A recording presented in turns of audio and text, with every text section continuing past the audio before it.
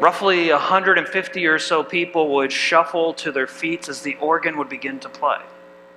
And we'd sing through the first couple of verses, and then suddenly at the end of the fourth verse, a little organ interlude followed by a blaring of organ, from bass pedals to false trumpets with tremolo, and everyone would join in singing, "High King of Heaven." You know, I can't really sing, but you know what I'm saying, right? And that last verse would be so loud right through the very end, "Still be my vision, O ruler of all." In all my times of going to church growing up, "Be Thou my vision" was probably the loudest moment in service. It seemed like everyone came together for that song. We all sang as one. I think that might have been the only hymn where people wouldn't complain if we sang more than 3 verses. Something about that song brought us together, and when the organ got loud, well, we all got louder. And those Sundays, they were the loudest moments in my week. They were the high point by which everything else was measured. Jesus and his followers were walking along, and they got hungry. And so they gleaned, took some wheat from the field, they ate it. Have you ever eaten wheat just by itself? Did it taste good? Was it like, that's going to solve my hunger? You know they got to be pretty hungry if they're like, let's just pop off a couple heads of wheat and eat them. So they must have been pretty hungry, and they do this to eat, and that by itself is an acceptable act, but the problem was that some felt it was inappropriate to do this on the Sabbath. Now we're going to jump to a different book of the Bible. We're going to look at Deuteronomy 5. If you have a Bible, you can open it. We didn't put it up on the screen, but if you want to read along, you can open to Deuteronomy 5. It is in Deuteronomy 5 that God gives us some rules to live by. They're kind of famous rules. They come to be known as the 10 Commandments. I think we've probably all heard of them at some point. But I want us to listen and read along to how God sets them up, and then listen to how the Sabbath is defined. So we're going to start in Deuteronomy 5, verse 6. And we're not going to read through all of them, but we're going to get through the Sabbath one. So in 5:6, God says, "I am the Lord your God, who brought you out of the land of Egypt, out of the house of slavery. You shall have no other gods before me. You shall not make for yourself an idol, whether in the form of anything that is in heaven above, or that is on the earth beneath, or that is in the water under the earth. You shall not bow down to them or worship them, for I, the Lord your God, am a jealous God, punishing the children for the iniquity of parents to the 3rd and 4th generation of those who reject me, but showing steadfast love to the 1,000th generation of those who love me and keep my commandments.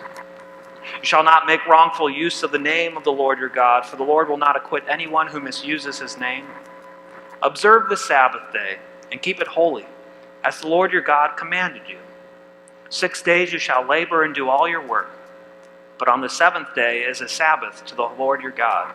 You shall not do any work, you or your son or your daughter or your male or female slave or your ox or your donkey or any of your livestock or the resident alien in your town, so that your male and female slave may rest as well as you. Remember that you were a slave in the land of Egypt, and the Lord your God brought you out from there with a mighty hand and an outstretched arm. Therefore the Lord your God commanded you to keep the Sabbath day." When we see the list of the 10 Commandments posted somewhere, we don't see those long explanations, do we? Listen to how long God goes on about the Sabbath. It's not just keep a Sabbath. There's a lot more info there. There is something important about this time. It is different than the rest of our time. This time, the Sabbath is set apart to be holy, to be whole, to be in right relation with the divine, our Creator and Redeemer. The Sabbath is the time by which the rest of our week is measured. The Sabbath gives us the strength to carry on. So Jesus and his followers are caught gleaning, and some feel that they can call this work, and so they call him out on it. And Jesus responds by saying, quote, "Have you ever read what David did when he and his companions were hungry and in need of food? He entered the house of God when Abiathar was high priest and ate the bread of the presence, which it is not lawful for any of but the priests to eat, and he gave some to his companions." In other words, Jesus is saying God cares that our physical needs are met. There are some things that might override what we perceive as law. And then Jesus condemns the use of laws to justify behavior, the reading of Sabbath as a way to judge another. We do this a lot, don't we? We make exceptions for ourselves, but get upset when others break those exceptions. I mean, we all drive, and everyone gets really annoyed when someone goes flying by them, right? And yet we continue to speed and fly by others. We make the exception for ourselves. And so Jesus condemns the use of laws to justify behavior by saying the Sabbath was made for humankind, not humankind for the Sabbath. So the Son of Man is Lord even of the Sabbath. The Sabbath is set apart for us to be restored, not a tool for us to distort to our worldviews. Not a tool for us to say, well, I went to church and they didn't, I'm a better person. Oh, I rested and they didn't, I must be more faithful. It's not the point. There's a joke that gets to the heart of how we use and abuse regulations and laws, like the idea of the Sabbath, that says, well, you know it's a joke just by the first line. A priest, a pastor, and a rabbi were talking one day about their belief in miracles. And the priest said that he did believe in miracles and illustrated this by telling of a recent incident when he had flown to Durban. And as the aircraft began its final approach, a tremendous storm broke, and the rain was pouring down, and there were great peals of thunder, and the plane was being pushed around, and the priest had prayed for a miracle. And for 400 yards around the plane, there was a great stillness, and the plane landed safely. The pastor, too, said he believed in miracles. When on holiday in Cape Town, he and his wife had taken a trip out to Robben Island, and on their return to Cape Town Harbor, there was a great wind that suddenly rose, and the waves were very soon yards high, and they feared for their lives, and the priest had prayed for a miracle. And for 100 yards around the boat, there was a great stillness, and the boat arrived safely in the harbor.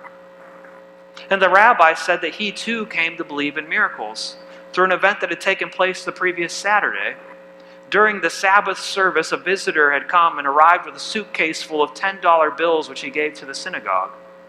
But there was a problem: how to count all this money on the Sabbath. And so he prayed for a miracle, and for 100 yards around the suitcase, it was Wednesday.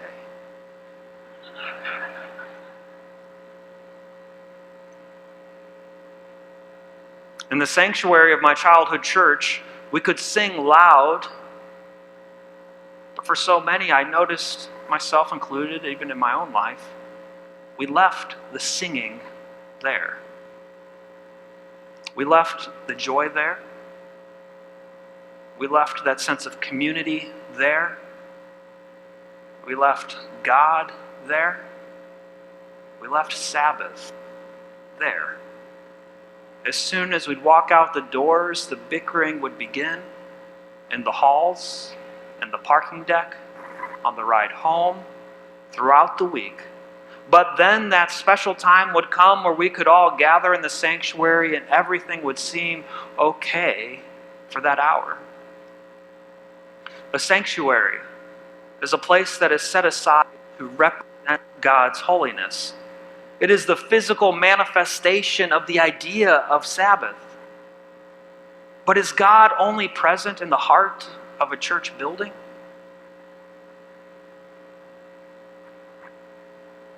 I like that a couple people are shaking their heads. No, that's good. So then we have to ask ourselves, where in our lives can we find sanctuaries? Where in our lives can we find that kind of restorative rest that the Sabbath was intended to give us? Pastor Randy Kanipe tells the story of a Sabbath time away from his church while he was struggling with failure. And he happened to be walking by a cow pasture, and he stopped to gaze over the fence. pondering the green pastures that he might imagine God leading him through. And he says that his attention was drawn down to this big, round, flat cow pie. Lovely sight. Right smack in the middle of that pile, though, was a single beautiful flower. It was blooming and doing its best to grow as God designed, but surrounded by this foul stench and this horrid mess. And the contrast between the beauty of the flower and the stench of its surroundings was powerful. Somehow God gave the flower the ability to bloom where it had been planted. It must have taken that flower a while to push its way through all of the muck, but it eventually did, and it brought forth great beauty. And so the pastor, looking around further, he spotted several more flowers trying to grow in the middle of piles of cow poop. And he thought, there are the precious souls in church who know all about the stink, who know who's responsible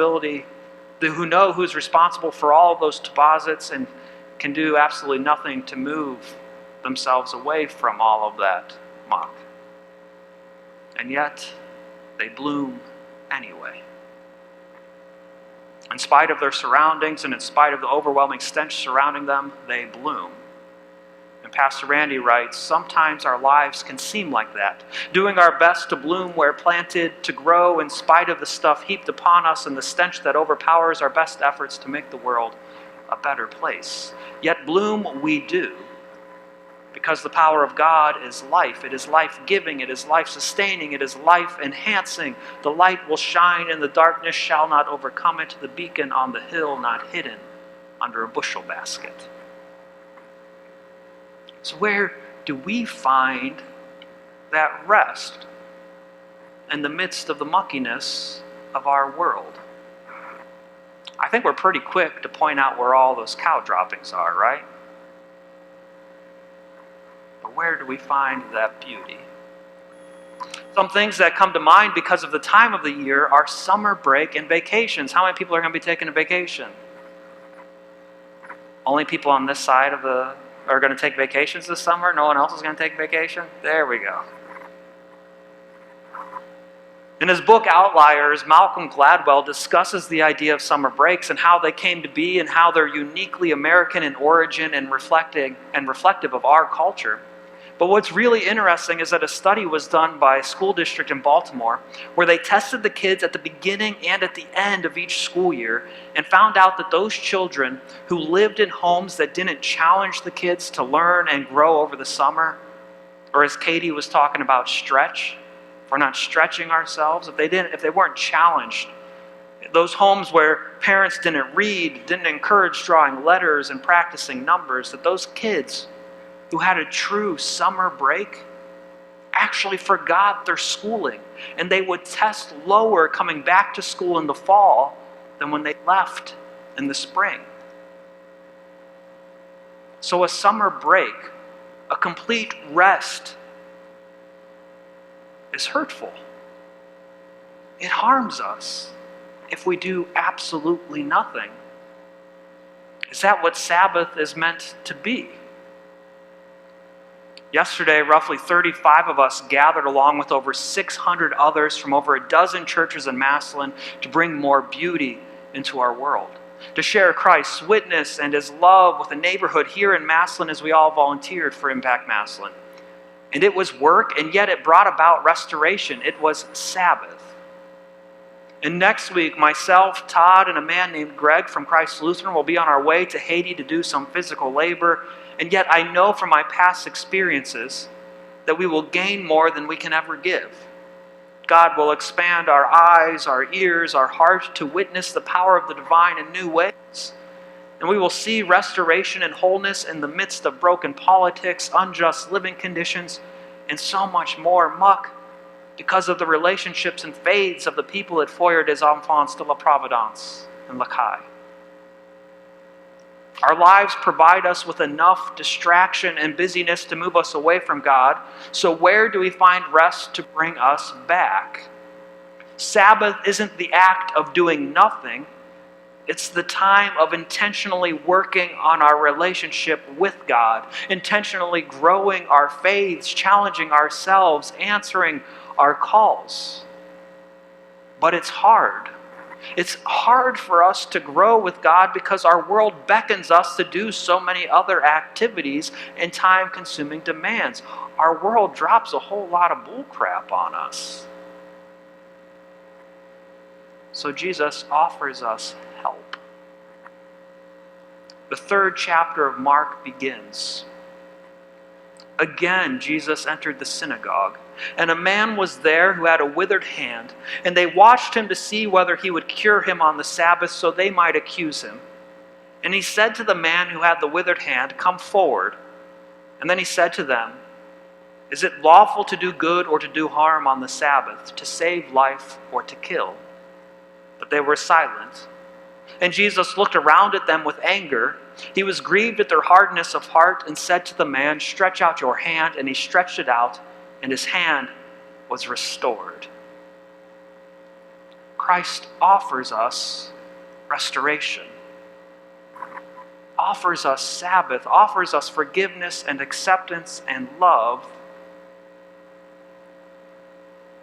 Christ offers us a place and a time to recenter ourselves so that we are not alone. To lift our voices loudly and see that Christ is our vision, the center, from Sunday through Saturday, from summer to summer, forever a Sabbath with Christ at our center. We can all be offered the healing and restoration that this world cannot fulfill. So this week, don't put it off to next week or next month. This week, don't leave God in this place. Don't leave community in this place. Don't leave Sabbath in this place. Go and look for Christ in every day of the week. See those moments that are presented where you can find rest for your soul, where you can take an ordinary week and mark it as an extraordinary encounter with God. From a conversation with a coworker to reading stories to your grandkids, notice God's presence in your life. Find those blooming flowers and be restored. Take a break from the rest of your lives, not from God, and you'll find more time to rest and grow with our Savior. Amen.